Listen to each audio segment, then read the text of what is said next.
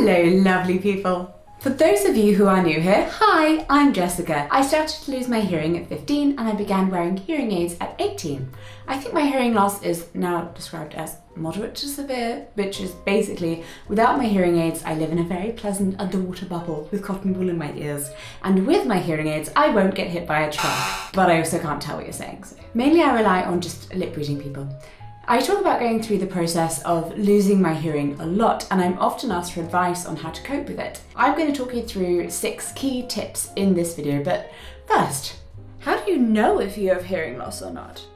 Well, if someone has sent you this video, I think they're trying to tell you something. Maybe it's time for you to get your hearing checked. Other hints. Do you turn the volume on the television up to a degree that everyone else in the room yells at you for? Do you stare blankly at your phone when someone calls you because why? Supposedly it's on, but you're not entirely sure if a voice is coming out of it yet. Do you find it impossible to follow conversations when you're in public? Do you make people repeat things over and over again until they get really snarky with you? Do people in your life complain that you annoyingly don't listen to them? Do you say, what, over and over and over again? Well, if so, you probably have hearing loss, or an auditory processing disorder, or similar medical problem. Or you really are just that self-important that you believe you've got better things to do than listen to unimportant people and their meaningless conversations, in which case, take a breath and reassess. I like to keep things fun and bubbly on my channel, but it's really important that we don't shy away from negative feelings as well. And golly, you just clicked on a video about losing your hearing, so you're probably experiencing some of these too. Losing your hearing can be isolating, exhausting, scary, annoying, and sometimes it just makes you feel really, really angry. And this is especially true when your hearing is going in your teens or adulthood, because most support systems for deafness are there to help children who've likely been born deaf and don't have a memory of being able to hear, and have young, plasticky brains that are able to learn sign language quite quickly, or elderly people for whom hearing loss is culturally expected and accepted. If you're in your late teens, as I was, it's really difficult to get help when adults find it easy to read you as just being lazy and not paying attention. And I can't imagine how hard it must be when you're the adult in charge of phoning the electric company, or chatting with other parents at the PTA, or starting out in your professional life without the listening skills you'd assumed you'd have. But don't panic, we're going to go through this together. Tip number 6. Connect with people who are in a similar situation to you, and I'm quite sure there will be many in the comments beneath this video who are also losing or have lost their hearing. Have a look at other people's stories, reply to their comments, start a conversation, build your network of friends online. P.S. I'm setting up a Discord board where we can all chat, and there will be a "So I'm losing my hearing" thread.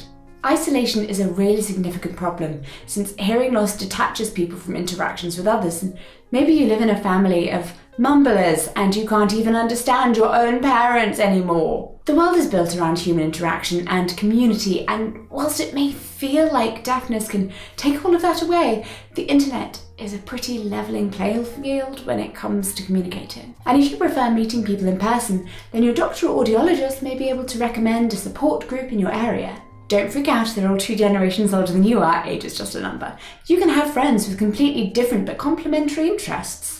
Just don't try to explain the ecosystem of the Kardashians. I mean, Clara tried with me on our entire plane ride to Edinburgh, and I've honestly never been so confused.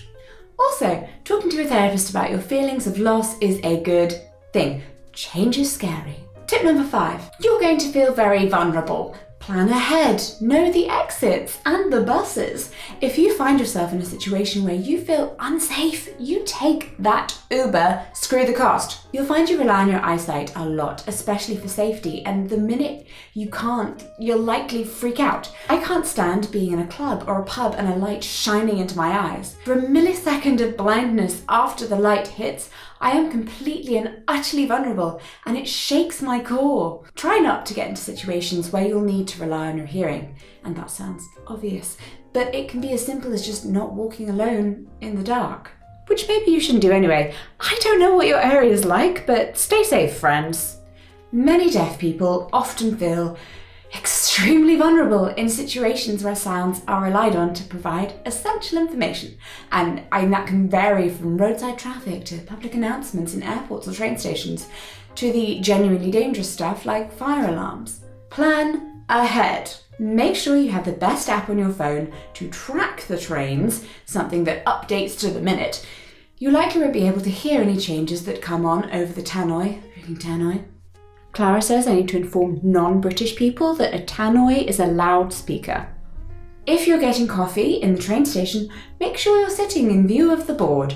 Likewise in the airport. Seems obvious, but it doesn't matter the degree of your hearing loss. If you cannot hear the announcement clearly, then you might as well not be able to hear it at all. So you might as well start acting like a deaf person and rely on just the visuals. So, face others when they're speaking. Their expressions and body language will put what they're saying into context, and make sure you can see a person's face and lips when they talk. And in terms of things being kind of scary, now you can't hear so well, for a lot of deaf people, nighttime can be terrifying. You can't hear footsteps or fire alarms or windows opening or... Okay, now I'm scaring myself. If you're watching this as a parent who thinks their child might be losing their hearing, difficulty sleeping can actually be a sign, as children will struggle to sleep when they can't hear their parents downstairs. They may worry that everyone has gone out and left them alone in the house. Bear in mind, night lights are perfectly acceptable, no matter your age. Tip number 4, pace yourself. Deafness can also be exhausting. People with hearing loss are unable to look down at their phones or a newspaper and hear what someone else is saying, like hearing people take for granted. They have to concentrate on lip patterns, to hold conversations, and they have to focus on a person's facial expression, grasp onto any little sound they can hear, and then try to make sense of it all. And this, plus living in constant fear of missing a crucial sound like a fire alarm, can be mentally and physically draining. Think about it this way. Someone with all of their senses can rely, when crossing the road, on their ears to be listening for background danger that their eyes cannot see as they look left and right. The sound of a lorry approaching around the corner, the group of kids standing behind you who are kind of joking and jostling each other, the ambulance with a blaring siren that's a few streets away. Now imagine trying to gather all of that information using just sight. Tiring, right? Deep breaths. Pace yourself. Tied into that, it's important to know your limits. If you're sick or you're tired, how well you understand others may be worse than usual. Tip 3. Consider technology. Look for a device that works for you.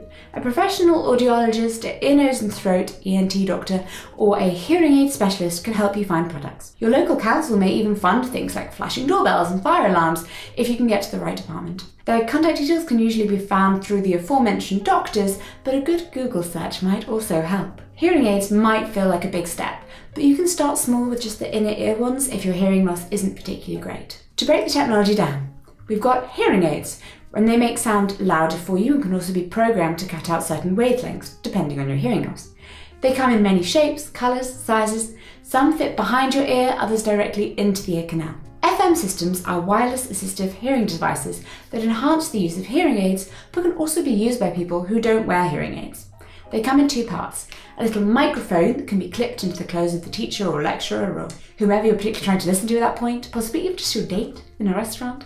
The second part is on the person with hearing loss, either working with their hearing aid or something similar to headphones. The sound beams wirelessly through to you from the microphone. It's like a one-to-one system. They enable sound to be picked up closer to the speaker rather than closer to the microphone that's on the deaf person, so the sound can be much clearer and without background noise, which is why it works really well in lecture or school type situations. And finally, but in no way exhaustive, a list of other things that can be helpful. Alerting devices. You can get a little pager that connects to a doorbell, a phone, and an alarm, and even a baby monitor, with a blinking light and a vibration whenever one of those things makes noise. There are also professional amplifiers, infrared headsets, and telephones that will display a conversation on the screen.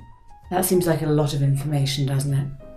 Technology to help hearing loss does take a lot of getting used to, but they honestly do help, and you're scared once you start to use them and it feels like they might get in the way of a free-flowing conversation. But actually, once you get over that hurdle, they honestly do improve your interactions with other people. Plus, studies show that people who don't get help with their hearing loss are more likely to suffer with depression and anxiety. Apparently, there's also a link between untreated hearing loss and dementia, but I'm offering you that information as, wow, isn't that interesting, rather than, oh my god, something new to freak out about. So please take some deep breaths. If you think there is even the slightest chance that hearing aids could boost your confidence, then go for it. Side note, I am often asked, but what if my parents aren't willing to help me get medical treatment? To which I say, honey, that is a form of child abuse. Now, I am sure they are reasonable people who don't want to be accused of such, So maybe show them this video and then have a chat. Hi. Tip number 2, learn to lip read. I know, it sounds very difficult. I did make a video about this, which you will find in my deafness playlist, which will be in the card above. A lot of people suggest throwing yourself into the deep end when it comes to learning lip reading. Watch YouTube videos on mute without captions. Only socialise with people who don't vocalise. But honestly, you're already losing your hearing. Your daily life is now being thrown at the deep end. If you find you've started to rely on captions to understand videos, like this one, then turn them off, get close to the screen, and try to pay attention to my lips. Leave the sound on if that's helping you, and only turn it off once you've gained confidence in lip reading. If there's a video or a film that you love watching, then watch it over and over again, paying close attention to the lip patterning. And since you're already familiar with the dialogue, you're more likely to pick things up. It's also really helpful to repeat information back. Lots of things sound alike, especially when your hearing isn't great, but they actually feel very different to say. Knowing how your own mouth moves will help you to recognize similar movements in others. Repeating what someone has said also helps make sure that you've actually got it right, because the other person will correct you if you're misrepeating. You should also encourage people to write things down. Tip number 1, be clear with the people around you about how they can best help your transition to not being able to fully hear what's going on around you. Just saying, I'm hard of hearing, is a good start, but it doesn't tell the person how they can make themselves understood, so do follow it up. This is the hardest advice to enact, but be bold. If you can't understand what someone is saying, then explain that. If you are, like me, one of those people who has got into the habit of just nodding and smiling until someone has left, and only then realising that you have absolutely no idea what the person has said, then you're going to have to be pushy with the people around you. I've been with my wife for 5 years, and I'm still training her to jump in whenever she thinks I'm just pretending to understand. Because I have no idea I'm doing it until much later. Key tips! Tell your friends and family to say your name or get your attention before talking to you. They're going to get frustrated if they've said a whole paragraph whilst walking up to you, and only once they're 2 inches away do you look up, so. Can't lie, that's kind of their own fault, but a lot of disability is about managing other people's emotions. They don't teach you that in Disability 101 textbooks, but it's true. Also, there are no disability textbooks. Much like babies, bodies don't come with a manual. If a person makes sure they have your attention before they start talking, then they won't have to repeat themselves over and over, and you can all be much happier. Be clear with what you need people to do. They should look at you when they're speaking, take their hands away from their mouths, swallow their food, and not look at their phone. If they don't do those things, and you thus don't understand them, and then they get annoyed about it, then just rise above, my darling. Rise above. You tried. They're the ones making things difficult. Turn off background noise when you want to have a conversation, so no TV or blaring radio. Ask for restaurant tables and quiet spots, and expand your daytime socialising. Cafes can be just as great as pubs, with the added bonus that some serve alcohol, and you can actually understand the conversation that goes on. This is a given if you're underage, but if you're an adult, then consider including others in your audiology appointments. Claudia always said she didn't realise how deaf I actually am until she sat in a hearing test with me for the first time, and sitting in the sound booth was baffled at my not noticing the loud noises blaring at us. Audiologists are some of the best doctors I've come across. They're really caring, and they can help your family to understand what's going on. I love them. So, what is the long and short of it? Well, first up, don't panic. It's all going to be okay. Consider that there may even be plus sides. I mean, I won't spend it off a mugger with.